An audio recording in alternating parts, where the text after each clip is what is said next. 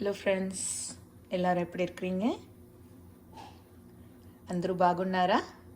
நாங்கள் இங்கே ரொம்ப நல்லா இருக்கிறோம். இன்னைக்கு டின்னர் என்னன்னு பார்ப்போம்.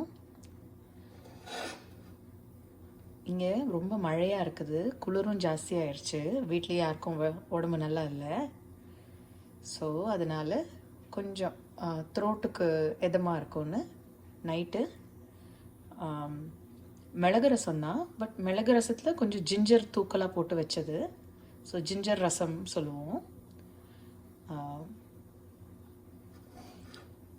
அதுக்கப்புறம் இங்கே கொஞ்சமாக என் ஹஸ்பண்டுக்கு மாத்திரம் இங்கே கொஞ்சமாக இது பண்ணியிருக்கேன்.